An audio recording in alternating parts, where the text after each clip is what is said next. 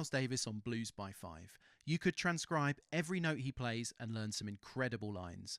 But if you really want to understand why his playing feels so powerful, you have to look beyond the notes. The real story is in the silence. Miles is a master of knowing exactly when to play and when not to. In this video, I'm going to show you a different way to learn from Miles Davis, not by copying what he plays, but by copying when he plays.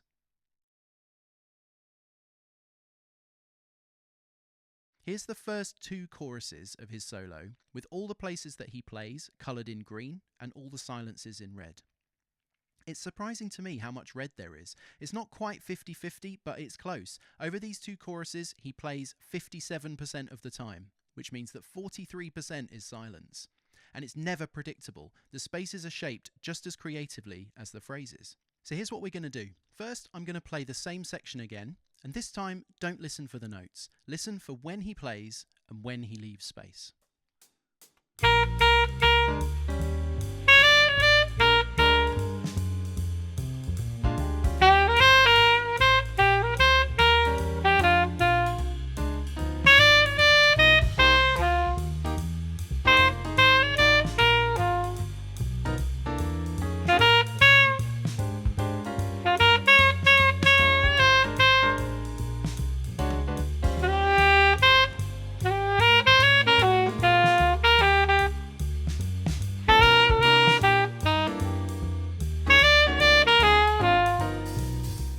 So today, instead of copying his notes, we're going to copy his timing. I'm going to improvise, but I'm going to follow Miles's phrase lengths and his rests.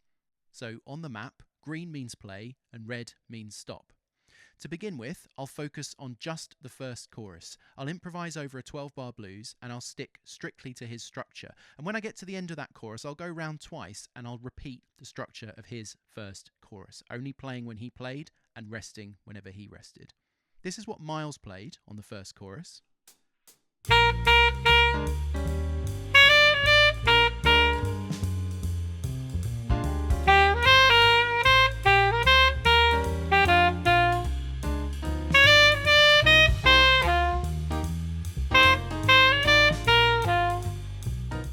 here's what it sounds like if I go round the form a couple of times, improvising my own phrases but sticking to Miles's phrase lengths.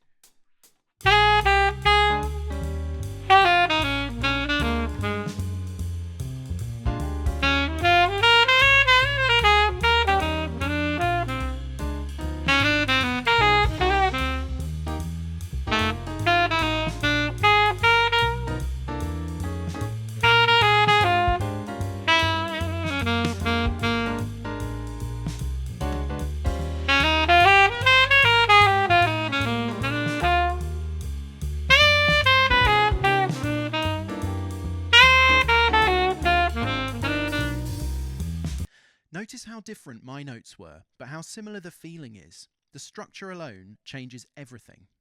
If you want to try this yourself, I've laid the whole solo out like this in a free PDF with all 8 choruses mapped out. There's a link in the description. Now when you try this yourself, you can start by just playing along with Miles's recording and listening. When he plays, you play. When he rests, you rest. But it's even more powerful to isolate one chorus at a time. Loop it. Get used to where the phrases begin and end and feel what it's like to wait in those gaps. Let's do that now on the second chorus. So this is what Miles played on his second chorus.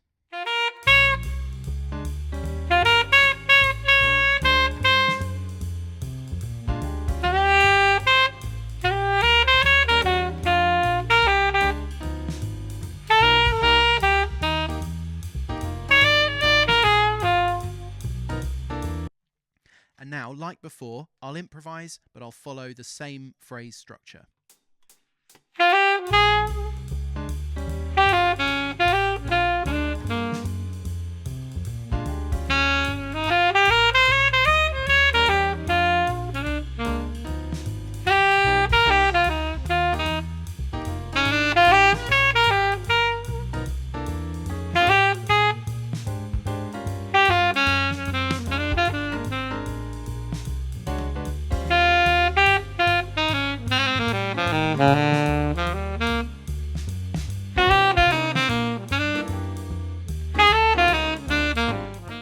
chorus of Miles's solo feels different. Some contain huge gaps and some are much more dense. He always keeps you guessing, and that's part of what makes it so compelling. So if you want to work on this properly, here's some steps that you can follow. Step 1, listen to the solo all the way through. Firstly, just to enjoy it, but then listen again and follow the map on the PDF.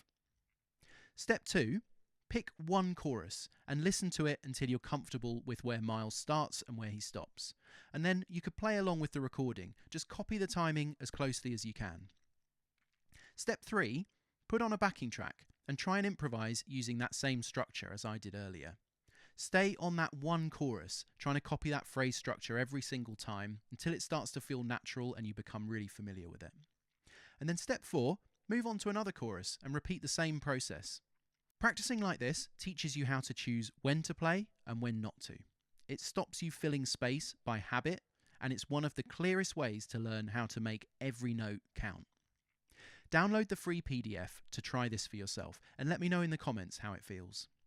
I release weekly videos on this channel with practical ideas like this, designed to turn musical concepts into instincts that you can rely on when you're actually playing.